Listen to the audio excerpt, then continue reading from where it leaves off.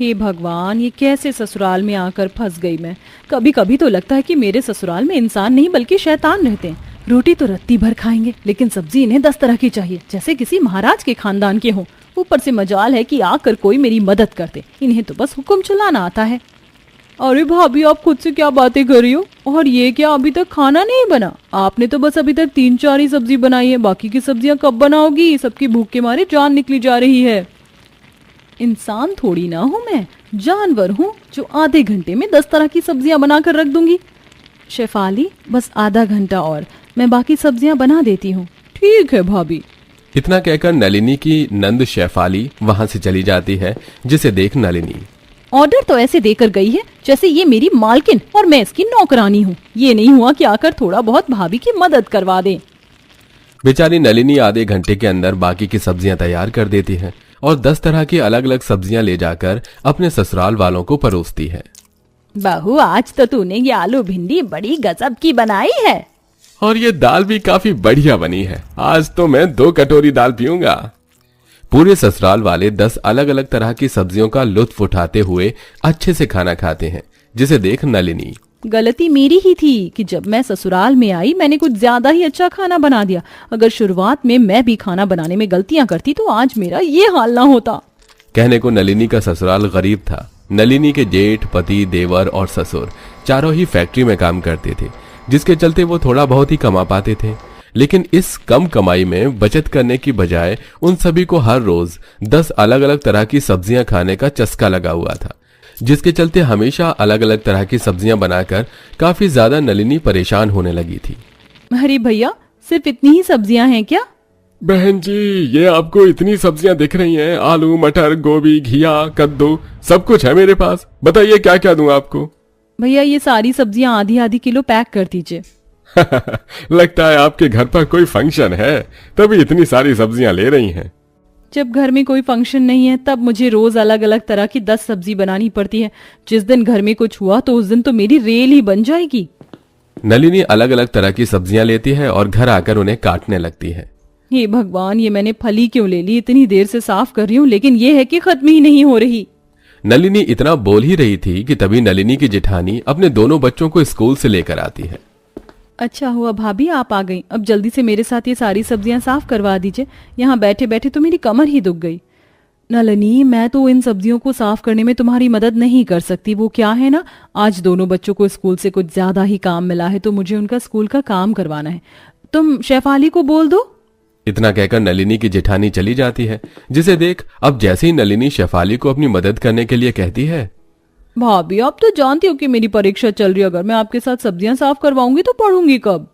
अपनी नंद के मुंह से भी ना सुन अब शेफाली अपनी सास की तरफ देखती है कि तभी उसकी सास, हाय मेरी कमर, लगता है फिर से कमर का दर्द उठ गया।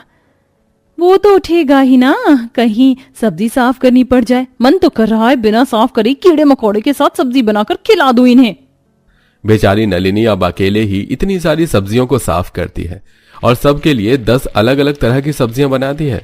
रोज इतनी सारी सब्जियां बनाने के चक्कर में कभी कभी नलिनी से किसी सब्जी का तड़का जल जाता तो कभी किसी सब्जी में नमक मिर्ची ज्यादा हो जाती। अरे भाभी, सब्जी में नमक डाला है या नमक के अंदर सब्जी? पूरी की पूरी सब्जी खारी हो गई है। और आज तो इस आलू की सब्जी में भी कुछ ज्यादा ही मिर्ची है। मेरे तो कानों से भी धुआं निकलने लग गया है। बहू, जरा ध्यान से सब्जी बनाया कर। हम तो ससुराल वाले हैं, इसलिए कुछ नहीं कह रहे। कल को मेहमान के लिए अगर तू ऐसी सब्जी बनाएगी तो वो तो तुझे ताने दे देकर मार देंगे। उनका तो पता नहीं माँ जी, लेकिन आप लोगों के लिए हर रोज 10 तरह की अलग अलग सब्जियां बनाकर मैं एक दिन जरूर मर जाऊंगी। रोज अलग अलग 10 तरह की सब्जियां बनाने की वजह से नलिनी ने हर तरह की सब्जियां बनाकर अपने ससुराल वालों को खिला दी थी, जिसके चलते अब नलिनी के पास कोई और नई सब्जी की रेसिपी नहीं बचती और अब वो बार बार सब्जियों को रिपीट करने लगती है। ये क्या भाभी, आपने कल भी टमाटर की चटनी बनाई थी और आज भी टमाटर की चटनी बनाई है। हाँ बहू, और ये आलू भुर्जी की सब्जी भी तो तू 2 दिन से बना रही है, फिर भी आज तूने दोबारा इसे बना दिया। चाची, आप जानती हो ना कि मैं बैंगन का भरता नहीं खाता, फिर भी आपने बैंगन का भरता बना दिया। आप मेरे लिए कोई दूसरी सब्जी बनाओ। तो बेटा कोई और सब्जी खा लो, वैसे भी हमारे घर में 10 तरह की सब्जियां बनती हैं। लेकिन ये सब्जियां तो 2-3 दिन से लगातार बन रही है, मुझे कुछ और खाना है। हाँ बहू, कोई और सब्जी बना दे। घर में अब कोई भी सब्जी नहीं बची है, जो थी वो सब मैंने बना दी। और इतनी रात में तो मैं मंडी जाने से रही। अगर आप सबको खाना है तो खाओ, वरना भूखे सो जाओ। नलिनी का गुस्सा देख अब कोई भी सब्जी के बारे में कुछ नहीं बोलता और अब सब वही सब्जी खाने लगते हैं। और अब ऐसे ही कुछ समय गुजर जाता है। भैया 2 किलो आलू, गाजर और मटर दे दीजिए। ये लीजिए बहन जी, पूरे 300 रुपए हुए। क्या 300 रुपए की 3 सब्जियां? 300 रुपए? ये एक रात में सब्जियों के दाम इतने कैसे बढ़ गए? बहन जी आप तो जानती हैं बारिश का मौसम चल रहा है। हफ्ते पहले आई भारी बारिश की वजह से किसानों की काफी सारी सब्जियां खराब हो गई हैं, इसलिए सरकार ने बची हुई सब्जियों के दाम बढ़ा दिए हैं। सब्जियों के दाम बढ़ने की वजह से नलिनी ज्यादा सब्जियां नहीं खरीद पाती, जिसके चलते आज रात नलिनी को सिर्फ 3-4 सब्जी ही बनानी पड़ती हैं। ये क्या नलिनी, तुम तो जानती हो कि हम सब लोग रोज अलग अलग तरह की सब्जियां खाते हैं, लेकिन फिर भी तुमने आज सिर्फ ये 4 सब्जी बनाई है। भाभी अगर आज मैं 10 तरह की सब्जी बनाती ना तो घर में बचे कुचे पैसे भी खत्म हो जाते। आप सब लोग जानते भी हैं कि बारिश की वजह से सब्जियों के दाम कितने ज्यादा बढ़ चुके हैं। अब तो आप सब लोगों को 10 अलग अलग तरह की सब्जियां खाने की आदत को छोड़ना ही होगा।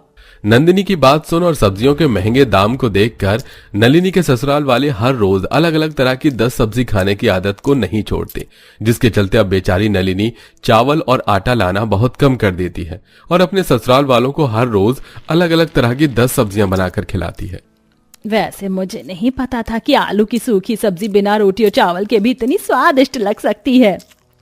और नहीं तो क्या, अगर ये मुझे पहले से ही पता होता तो मैं तो आटा चावल लाना कब का बंद कर देता। अरे अब से हम हर रोज सब्जियां ही खाएंगे। स्वाद के साथ साथ हमारी सेहत के लिए भी ये काफी अच्छी हैं। अपने ससुराल वालों की ऐसी बातें सुनकर बेचारी नलिनी को अब चक्कर आने लगते हैं।